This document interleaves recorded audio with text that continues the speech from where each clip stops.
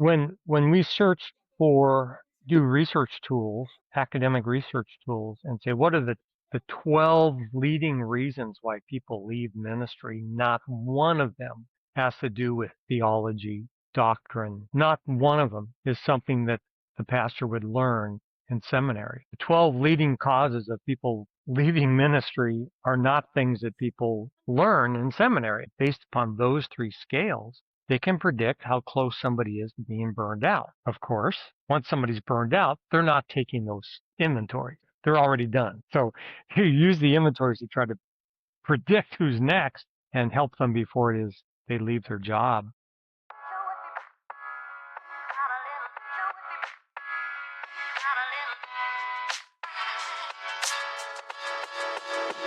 Hello and welcome to the Calm Waves podcast. I'm Dallas Cowan and I'm joined today by Dr. Doug Cowan. We're going to kind of jump right into this. The topic today is something that we've been in discussions with other people about this. It's been something that personally we have been a part of, and for my dad has been something that he's very, very close to and knows very, very, very, very well. Outside of being a clinical psychologist, he was a pastor for 15 years. And so I grew up also a pastor's kid, associate pastor's kid.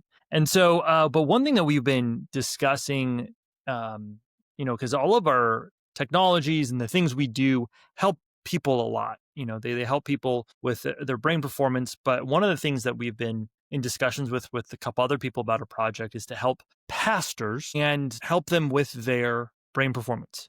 That is a thing that we see. I guess Dad, go ahead, and Dr. Cowan, go ahead and kind of jump into that of what you see with, why is it relevant that we would help pastors with their brain performance? Where does that connect? Yeah, there's a lot written and a lot talked about when it comes to pastor burnout. Pastors, the profession of clergy, full-time ministry, big turnover in positions. So we all know pastors who have been at their job for 20 years, same place, same church, watched the church grow, shepherded the church growing, brought on staff. They're going to retire out of that church. But they are by far outliers. I mean that in a good way. They're the 10 percenters that on average, pastors come and go maybe every 18 months. I think there's some denominations that they just turn over every 18 months, maybe every 4 years in other denominations. But it's a high stress job. And yet it's really interesting studying this and looking at some of the research on this. How does it compare with being a policeman, being a fireman, or working in an emergency room, or being a social worker, or being a therapist, or how does it compare? Being a school teacher. And it's something that we can certainly talk about today. How does it compare, and why is there such big turnover in ministry positions? And I think it's ended up being really an interesting study to kind of look through some of these things. It's real. Pastor turnover is real. People come and go, and yet on paper, it's not like it's the hardest job in the world.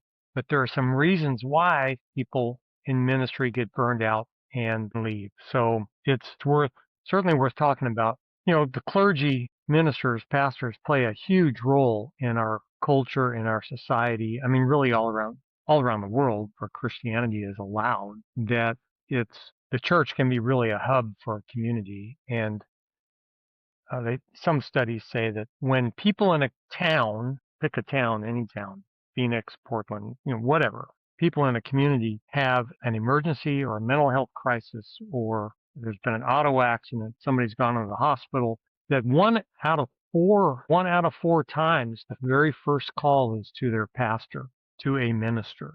Hey, can you come to the hospital and see my husband? Hey, can you be there at the ER? Whatever. 1 out of 4 times. So nobody calls a used car dealer, that people call a pastor to come for that kind of help. So it's a big role, and it's important to keep people who feel called into ministry in ministry. Well, and you bring up the fact about how, they're similar in a ways to first responders and EMTs and these types of things. And, what we've talked about before is, when a pastor is trained in seminary, they don't go through this. They don't do this type of training of, taking care of themselves, or, maybe they have some sort of, pastor comes in and talks about, his experience, but they don't go to the training of this, especially for what their brain and emotional state have to go through. Yeah, it's really interesting that guys, it'd be like going to law school and you learn the law, and then you get out of law school and you go to an office and you don't have any idea how to do the practice of law. You know what the laws say, but you don't have any idea how to make a living doing it. Right. And seminary can be like that, I guess, because when we do research tools, academic research tools, and say, what are the 12 leading reasons why people leave ministry? Not one of them has to do with theology, doctrine. Not one of them is something that the pastor would learn in seminary for 12. So 12 leading causes of people leaving ministry are not things that people learn in seminary, and they should be, at least a class. Like, these are we use the phrase, your performance, Tim Galloway's great phrase, your performance equals your potential minus interference. And certainly going to seminary increases your potential of knowing what your faith is all about and the ins and outs and doctrinal twists and whatever of your faith and the Bible, but does not apparently prepare people for the obstacles that are going to rise during the course of their ministry. So that's, I don't know, maybe something that seminary should consider just having a class on, is having a therapist come in for, a 3-unit class and say, okay, this is why you're going to leave ministry unless you figure out a way to manage it. Let me give you some tools to manage these things. A bunch of researchers at Azusa Pacific University did a really good study on clergy burnout. And there are several books on it, on the topic. So it's, it's a thing. And a lot of people are invested in trying to figure out the answers to it. But they use this scale that's a burnout scale, and I forget the name of it, but here it is, the Maslow burnout inventory. All right, so somebody developed an inventory. It's got 3 categories in it. And the first one is emotional exhaustion. Well, not physical exhaustion, but just emotional exhaustion. You've poured out into other people. You feel drained. You're tired by your work. This isn't just ministry. This is any job. This is working at AM, PM. This is working selling insurance, any job, working in a hospital. So emotional exhaustion. And then the second category, they call it depersonalization. And that just means you stop caring about other people. You would think as a therapist, social worker, school teacher, physician, fireman, pastor, that when they walk into the room, they're not saying, I'm here. They're saying, oh, you're here. Let me talk to you. Let me see what's on your mind, what's in your heart. You're here. It's all about you. But depersonalization says, no, I'm fine. You're invisible, and let's just get to work. So it's losing empathy for other people. It's feeling detached from other people. And you think about it, like how attached to other people can a firefighter be who in the last 5 years has pumped on 100 people's chests when they've had heart attacks and opened up car doors, 100 auto accidents with people inside the cars. I mean, how do you do that? And and be really attached to the people? How long can you do that before you can't? So it's a measure of that really having empathy versus depersonalizing. That's the second category. And then a sense of personal accomplishment, that what you're doing really matters. And you have these victories along the way and you can celebrate them. And this is something like in sales, you can set goals and you reach the goals and you can celebrate the goals, or every day you can celebrate something. But in ministry, it's different because tomorrow is a new day, because you got more stuff to do tomorrow. It just keeps going tomorrow. So they rate emotional exhaustion, depersonalization, and then the sense of personal accomplishment. And based upon those 3 scales, they can predict how close somebody is to being burned out. Of course, once somebody's burned out, they're not taking those inventory. They're already done. So you use the inventories to try to predict who's next and help them before it is they leave their job. So the pastors, what's so interesting about it is that pastors are basically below average or at most average in all those scales. School teachers have more depersonalization than a pastor does. They stop caring about the students and start teaching the subjects long before a pastor does. First responders build those emotional walls long before a pastor does. Emergency room doctors, same, long before a pastor does.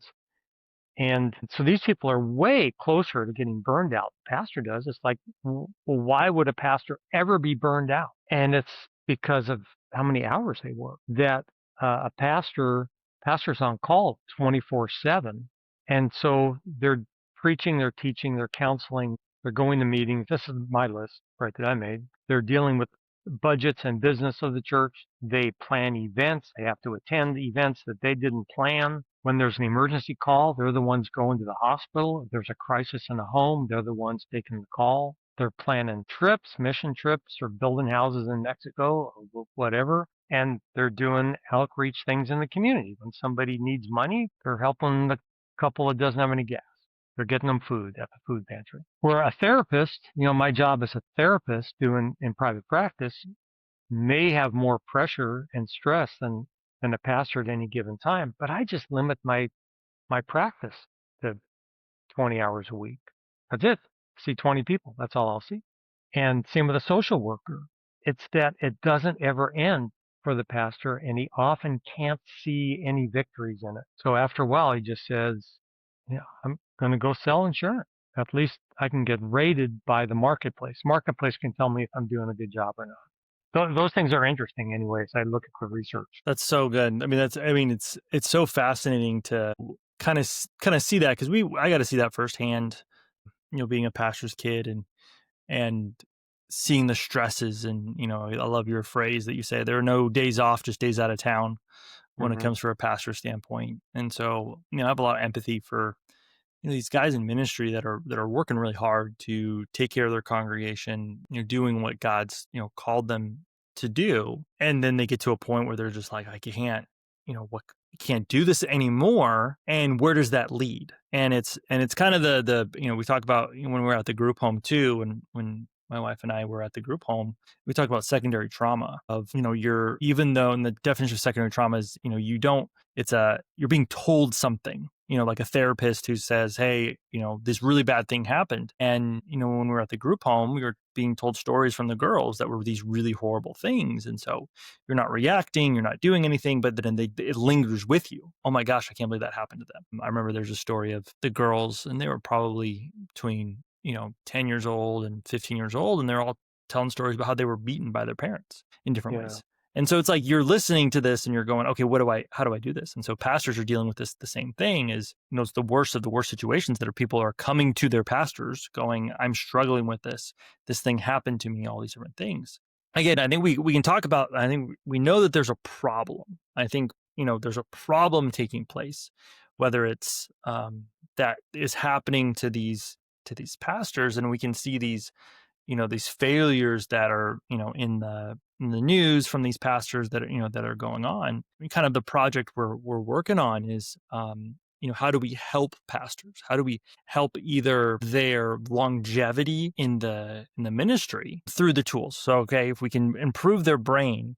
So go into if you were to say, I know we've talked to a couple of different people already and done some brain assessments already, but if you were to say, how would you help a pastor? What would be the things you would do and tell them from a therapist standpoint, but also from a brain kind of expert standpoint of what it does to the brain as well? Yeah, that's good. I mean, I got like 300 things going in my head right now. How you help a pastor? I mean, immediately it goes to who's the pastor's boss. So that's the first thing: is who is deciding if the pastor is doing a good job or not. Typically, it's an elders board, some kind of board that can hire and fire. So the first thing would be for them to understand that there are limits to what any person can do, how much any person can work in the course of a week or a month or a year. There's limits to it, and that the board, instead of always questioning if the pastor's the laziest guy in town or what, instead of that, to start limiting hours. So I'm going to get to the technology part, but I remember this this guy in a meeting telling us that Sunday was not a work day. It wasn't a work day for him. Why would it be a work day for us? I'm like, you're kidding me. Like Sunday's the work day. If we only worked one day a week, it would be Sunday. What are you talking about? And legit, this board member could not understand why we didn't work Monday through Friday, do whatever events on Saturday, and be at church all day Sunday. He could not understand why we thought we should have days off. So yeah, it was like, are you kidding me? So this is how you get burnout, is when the expectations from people who are your boss, and your boss might be, seriously, your boss might be that woman who only comes to church once a month, but she talks really loud. And so if she's mad at you because she only sees you on Sundays, then she can make your job miserable. So pastors don't really know who their boss is.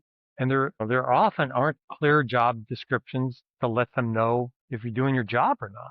So that's important. That'd be the first thing, is actually figuring this out, not to make the in ministry like working at a corporation, but to at least give the guy in ministry a chance. Well, and you have like in corporations, you have like KPIs and, if you're doing a good job or not. Like that's a different, so we talk about, expectations of, are you doing a good job or not? And so I think, doing ministry, you don't want to make the church or ministry so much of KPIs, because you can get on that side too. Hey, are you growing? Are you doing this? Like now you feel a sense of accomplishment, you're getting those things, but it's like, okay, well, what's the real purpose of this too? And so that's another balancing of it, of where does that lie? How do I know I went home today and I said, hey, I did a good job? And that's always a hard part. Ministry is such a relational job that seeing the recently widowed lady come by to church to pick up something and inviting her into your office for an hour just to sit and share a cup of coffee or something, that's the best part of ministry for a pastor. But when you rate that, you say, yeah, but what did you get done? Well, it's a pastor. I was with the widow lady. So yeah, that's a crazy thing. Seriously, half the congregation, I mean, the average congregation in America is 88 people. That's it. 88 people have a pastor. So the pastor's probably working a job at a church, the average size church, average 88. Because 88 people aren't supporting a full-time pastor. So he's working a job, and then he's doing all the pastor stuff. So the guy's easy doing 60 hours a week, 70 hours a week, every week. And in order to do that, and what's the guy need? He needs a shot of adrenaline and cortisol constantly. And even at a mega church where the events are big, we're doing a youth event, we got 500 kids coming. It's a shot of adrenaline and cortisol once the band's done and the smoke machines are done and jumping up on stage and talking to people in skinny jeans. I mean, I'm making fun, but it's right. And so I don't wear skinny jeans. That's not a good picture, but you get this constant cortisol and adrenaline. You just cannot maintain it. You can't do 52 weeks a year and do that. Pastors have got to find a release from the cortisol, a release from the adrenaline. So whether it's exercise, like mandatory, like you got to go work out, the elders board saying to a pastor, 4 hours a week of your job is lift some weights. You got to go. You got to run 20 miles a week. You got to go. It's part of your job to burn off those stress hormones in the human body before they start to break you down. This is where something like the CES unit, Calm Box, cranial electrical stimulation technology, can be really helpful. It's certified, FDA approved, whatever they are with the FDA, but they're approved by the FDA for the clinical treatment of anxiety and insomnia. They're really effective for mild to moderate depressions, post-traumatic stress disorder, chronic pain, fibromyalgia, anything that sort of radiates out of the limbic system, the middle of the brain, that part of the brain. It works to modulate, to fine-tune the function of that part of the brain. So that will absolutely turn down the fight or flight system that can kick on with pastors, high energy pastors. It turns on and never turns off until they crash. So it can turn that off, reset that. That can be extremely helpful. And that's what the pastor that started this whole kind of project noticed when he used the CES unit was, where has this been all my life? Why doesn't every pastor have one of these? And it probably would be a great tool for every pastor to have something like that. So that would be the first technology that comes to mind that can certainly help with that. Yeah, when we were talking with this pastor doing the project, one of the big things was his working memory was low.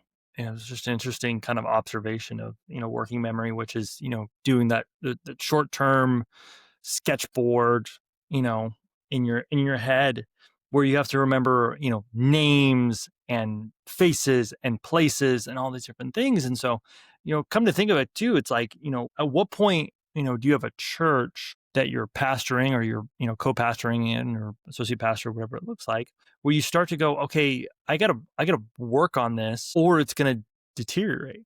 Is it gonna, start to get worse and worse because it gets so overloaded? And so that was the conversations that we were having, is going, okay, if your working memory is low, naturally it might be low. And so that's part of your process is just hard to work through. But, as he was using the Calm box, he was like, man, it just seemed to, getting a little better, but like a little more pep in his step. Said focus was better. He was doing sermons and using the Calm box while he was doing sermons. And he said, I felt a little more focused in and, kind of locked in a little bit more. So all of that was easier for him to do. But whatever kind of improvement he was seeing was like, super, it was big for him. Now we haven't retested him for the cognitive assessment yet, but, we gave him some tools. Duel and Back's a great game to play for, working memory, those types of things to go, all right, you're working on your body, hey, release the stress or in that whatever ways, but how do you also work on your, the actual physical part of your brain? And he's like, I've never heard of this before. Why is this something that pastors aren't doing more often? And as we know too, it's just not something in the industry.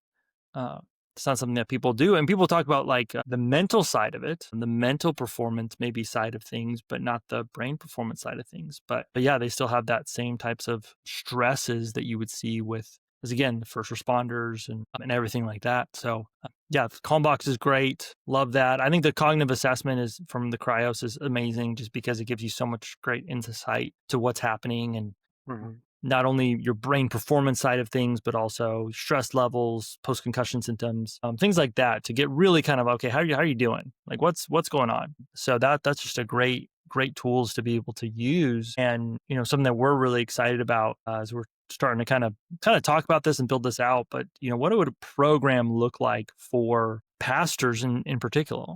About what, how do you take care of your, they're in it. So it's not like, hey, you can just go and, hey, don't do this anymore type of a thing. But yeah, it's going, there's delegation of things, we talk about a time thing, but you also want to leave yourself the emotional energy to be able to help that widow and be able to say like, yeah, I can take a cup of coffee with her. And not go, I got my next meeting and, the widows ministry starts at, on Wednesday at this time, which is still good. Those are still all good things. They're not bad things. But, how do you help that pastor? Yeah, a program. Let's see. I'm writing down ideas right now. I think in making this up right here. Here we go.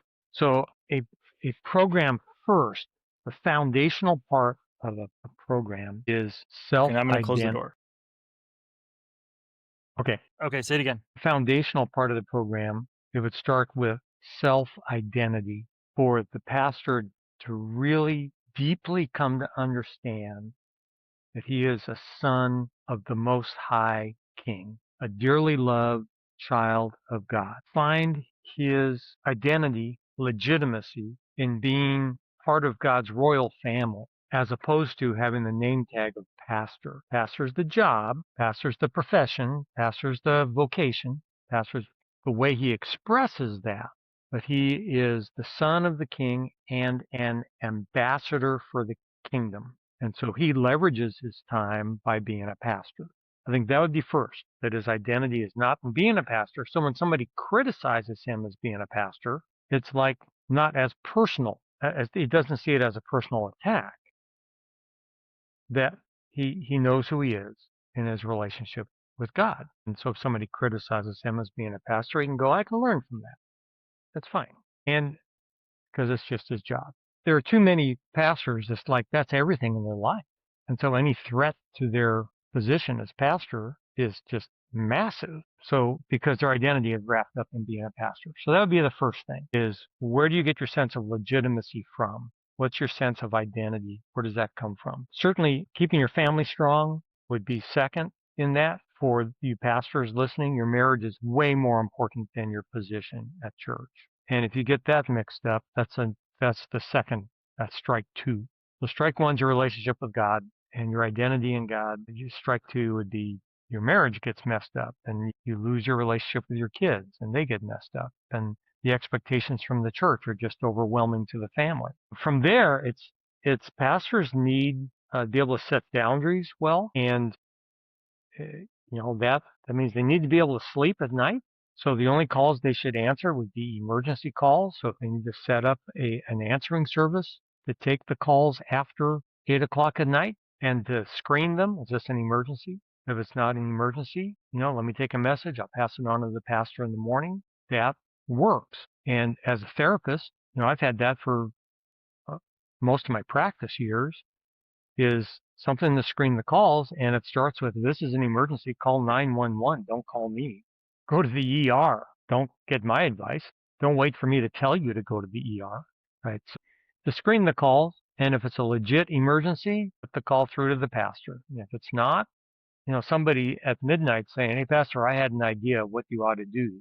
That doesn't need to wake the pastor up.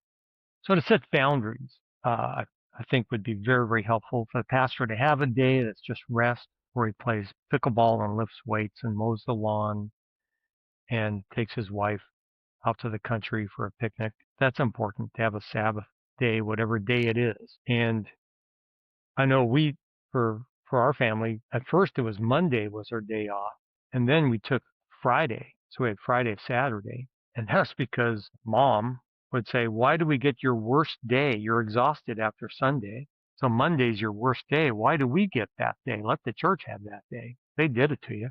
So I'd work on Mondays and took Friday, Saturday off. After a while, that was pretty smart. And then good mentoring for pastors to get counseling, have mentors, somebody they're talking to who is not a part of the church once a week as needed, whatever that might be, to give them good ideas and to kind of audit their life and their choices. I think that's important too. The tools like the Calm Box, learning skills that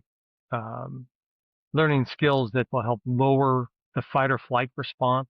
Those would be important. There are ways to do that. Technology can do it. There are physical responses that God's built into our bodies to do it.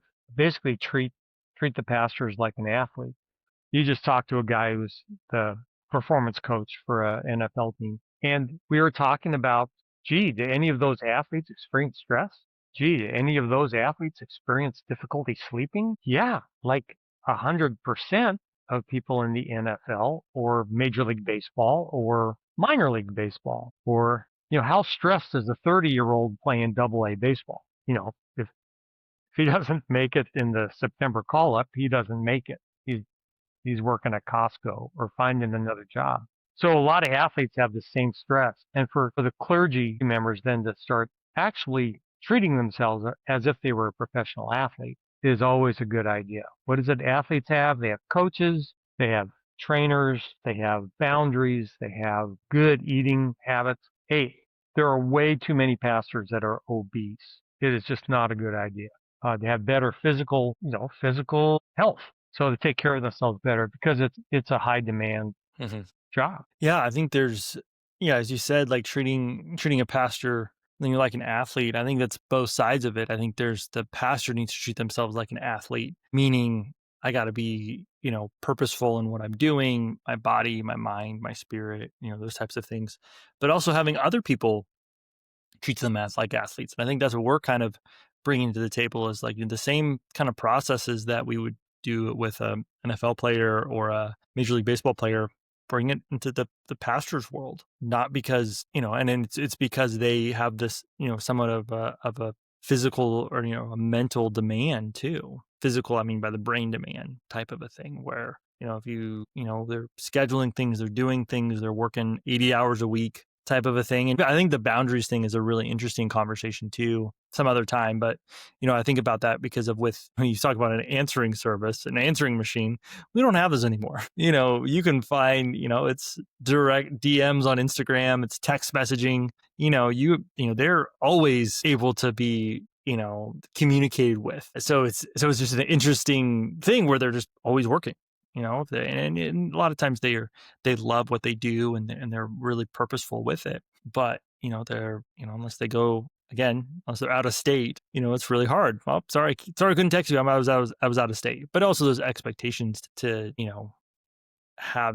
knowing that as a congregation, your pastor may not respond back to you right away. Maybe has these other things that are going on. But yeah, I think that program that you just said is really making those things, all of those things, part of their life. Something that we're bringing to the table is that that brain side of things. Is what does it look like to help have? I think I was talking the other day. It was like how to have good brain hygiene.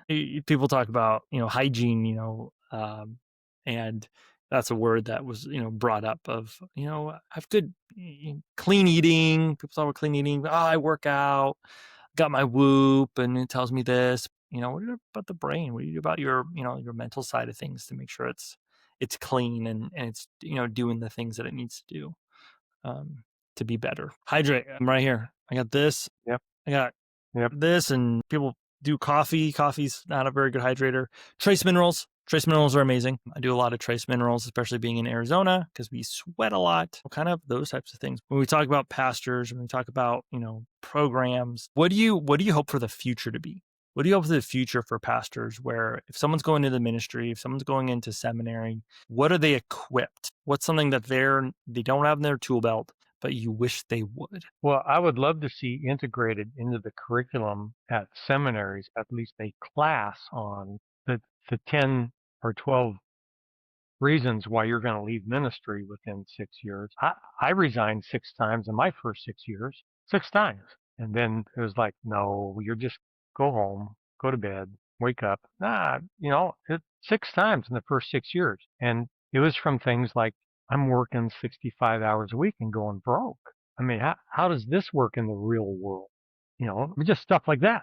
It's like, what are we doing? So I think preparing seminarians way better for the real world and what's really going to happen, what the real challenges are going to be when they get into full-time ministry. Start in seminary, and then to make the culture more, pastors in a helping profession, why shouldn't the pastor also be receiving help? So whether it's a denomination that makes it available, denomination to make counselors and psychologists available to all the pastors on a routine basis.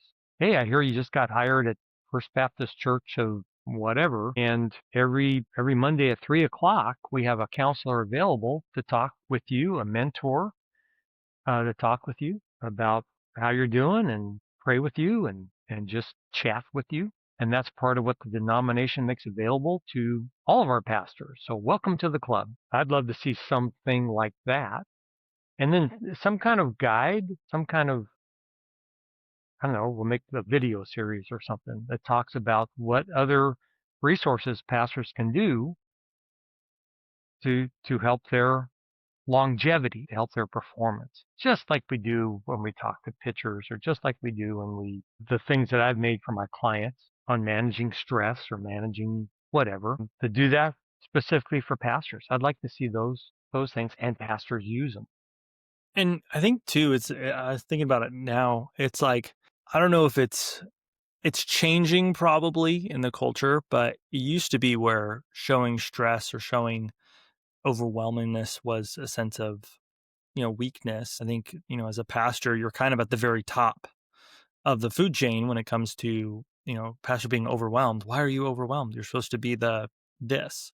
So I think it is changing. I think that is a changing that's happening now where, it's, if a pastor's getting counseling, it's not the end of the world. It's like, it's going, oh, but I think being that proactive side of it, I think the proactive types of things are one that I would love to see more of. But let's not catch you when you're burnt out. Let's get you when when you want to perform better and, stay in that world rather than the burnout world. It's not that if and when, it's not if you're going to get stressed, it's when you get stressed. It's not if you feel overwhelmed, it's when you feel overwhelmed. It's being able to have those tools in place for them. Change the Yeah, conversation. so maybe we need to call it more coaching or mentoring than counseling, and maybe then people in clergy would Yeah. I mean, go, yeah, that's a free service the church offers for me. They pay for me, or it's a free service from my denomination. Yeah, I'm good. That's I great. mean, it's the same thing we talk about with health and performance. I mean, we're a brain health and performance company, but really health and performance are the same thing. It depends on what the audience is wanting. If someone has anxiety because of stress, you're not going to be like, hey, this is a performance thing. No, I'm hurting. I need help. From an athlete standpoint, they're obviously not seeing themselves where they want to be, but they'd rather be on the performance side of things than the health side of things. Same tools, different conversations. So I think with pastors, it's the same thing. You might have some pastors who are like, yep, I am burnt out, help me. And then you might have some people who are like, I would love to be in here for as long as you can. With calm waves. I mean, we can offer to pastors technology to lower the fight or flight system in their brain and help them to pay attention to the right thing at the right time. And that's technology you can purchase and own and use it for the rest of your life. And we can offer skills to help lower perceived stress. We can't change the lady in the back row. We can't change the guys at the elders meeting, but we can offer tools to help you manage those stresses much better. And we can offer counseling, coaching. We'll call it coaching or mentoring. We can offer that. We can offer just lots of resources for those listening who are full-time in ministry, part-time in ministry, because you're also working 40, some store so that you can be in ministry on the weekends. So we can offer some of those tools for people. 100%. Yeah. And I think this is kind of a first conversation of probably more conversations that we'll have around this. But yeah, wanted to kick it off and just at least, so we've been doing research into this project, at least Yeah. share some of the research and share some of the ideas that we're starting to pursue. So, well, Yeah, that was great, Dal. thanks for